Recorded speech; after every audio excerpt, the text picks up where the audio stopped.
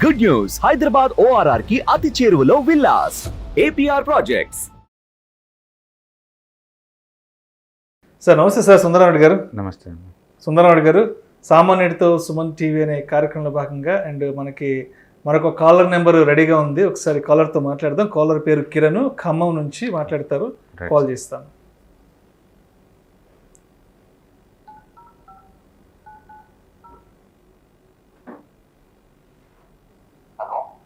Sir Kiran గారు నమస్తే sir, నేను విష్ణుని మాట్లాడుతున్నాను సుమన్ టీవీ నుంచి.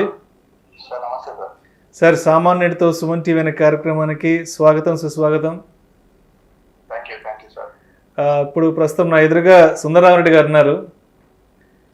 మీకు స్టాక్ మార్కెట్కి సంబంధించి కానీ, మ్యూచువల్ ఫండ్స్కి సంబంధించి, ఇండెక్స్ ఫండ్స్కి సంబంధించి, ETFకి సంబంధించి మీకు ఏదైనా డౌట్స్ ఉంటే ఇప్పుడు నేరుగా మీరే సార్తో మాట్లాడి అండ్ మీ ప్రశ్నలకి మీరు సమాధానం పొందవచ్చు సార్.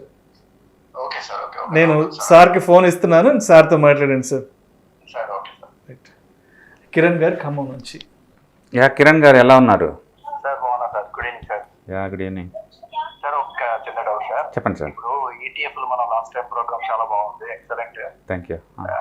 నాకు అది ఫస్ట్ ప్రోగ్రామ్ యాక్చువల్గా నేను చూడటం అది. ఓకే.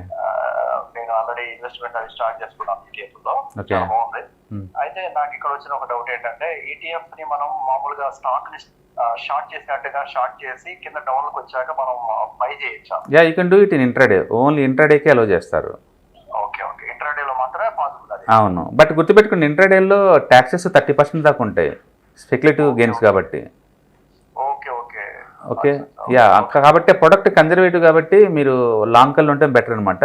కాకపోతే ఇంట్రాడే కూడా చేసుకోవచ్చు. ఇన్వెస్ట్మెంట్ పాయింట్ ఆఫ్ వ్యూనే బెటర్ అది. బెటర్, ఎందుకంటే దాని మీద taxes short term capital gain tax 15% ఉంటుంది. అందులో సేఫ్టీ ఎక్కువ ఉంటుంది కదా లాంగ్, కాబట్టి మనం ఎంతకాలం ఉంచుకోవచ్చు కదా. అదే షార్ట్ చేశారనుకోండి, ఎట్టి పరిస్థితుల్లో ఈవినింగ్ కల్ క్లోజ్ చేయాలి కదా. అవును అవును. తర్వాత సేమ్ మనం ఇప్పుడు CNC లో బై చేసి ఆ రోజు డే ఎండ్ లో మనం అమ్మేసినా కానీ చార్జెస్ అట్లా పడుతుంది. సేమ్ ఇంటర్డే చార్జెస్ అండి, ఎందుకంటే మీది క్లియరెన్స్ కార్పొరేషన్కి వెళ్ళలేదు కాబట్టి మీరు ఇంటర్డేలో కొన్నా. అవును, మీరు ఏదైనా బై చేస్తే క్లియరెన్స్ సెల్కి వెళ్ళిన అన్ని డెలివరీ కింద లెక్క అనమాట, లేదు అంటే అవన్నీ ఇంటర్డే కింద లెక్క. ఇంకా అందుకని మార్నింగ్ మీరు ఇంటర్డేలో కొన్నా, CNCలో కొన్నా ఈవినింగ్ కల్లా క్లోజ్ చేశారంటే బై డిఫాల్ట్ అవన్నీ ఇంటర్డే ట్రేడింగ్ కింద లెక్క వస్తాయి. కిరణ్ గారు, ఎంత ఉంది ఇన్వెస్ట్మెంట్స్ మార్కెట్లో? That's great. మ్యూచువల్ ఫండ్స్ ఎంత ఇన్వెస్ట్ చేశారు?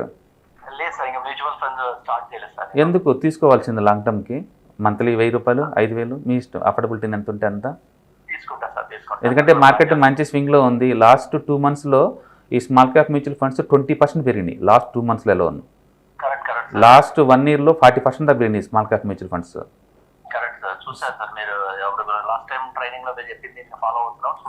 రైట్.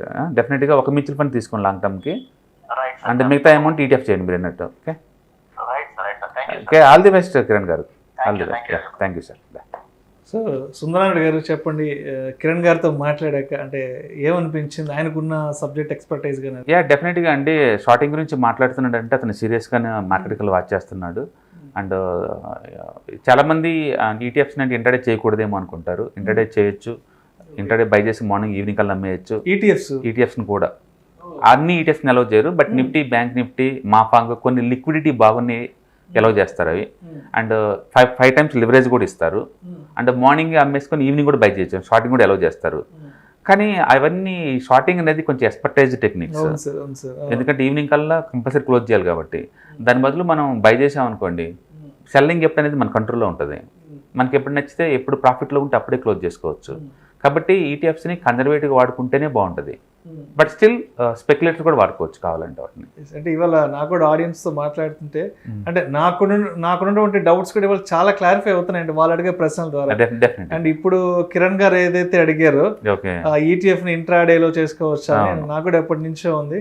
అండ్ ఈ కార్యక్రమం ద్వారా ఆడియన్స్తో మాట్లాడడం ద్వారా రకరకాల ప్రశ్నలకు సంబంధించిన సమాధానం నాకు కూడా దొరుకుతుంది. డెఫినెట్గా చాలా మంది అనుకుంటారు ఇంటర్డేకి అలౌ చేయరేమో అనుకుంటారు, కానీ లిక్విడిటీ ఉన్నట్టు అలౌ చేస్తారంటే. ఇన్ఫ్యాక్ట్ నేను బ్యాంక్ నిఫ్టీ వీసీ అయితే బాగా చేస్తుంటాను ఇంటర్డేనే. మార్నింగ్ 2-3 వేలు కొనేసి ఈవినింగ్ కల్లా అమ్మేస్తూ ఉంటాను. ఒకసారి 8,000-9,000 కూడా వచ్చేస్తుంటాయి. బట్ క్యాపిటల్ గెయిన్ ట్యాక్స్ నీకు ఎక్కువ ఉంటుంది స్పెక్యులేటివ్ గెయిన్స్ కాబట్టి. దాని బదులు కొంచెం లాంగ్ టర్మ్ ఉంచుకున్నాం అనుకోండి, తక్కువ ట్రేడ్స్ అండ్ ఎక్కువ రేట్ ఆఫ్ రిటర్న్ వస్తుంది, అండ్ ట్యాక్సెస్ కూడా 15% ఉంటాయి. రైట్. కాబట్టి కపుల్ ఆఫ్ డేస్ ఉంచుకొని అమ్మితేనే బాగుంటుంది. ఏదన్నా కన్జర్వేటివ్ ప్రొడక్ట్, లో బీటా, పెద్ద మొత్తం క్వాంటిటీ ఉందనుకోండి, మంచి రిటర్న్స్ వస్తాయి. ఆ ఏరియాలో ఈటీఎఫ్ బాగుంటుంది, చాలా కాన్ఫిడెన్స్గా మనం లక్షల్లో పెట్టచ్చు అనమాట దాంట్లో. Thank you so much Sundara Reddy గారు.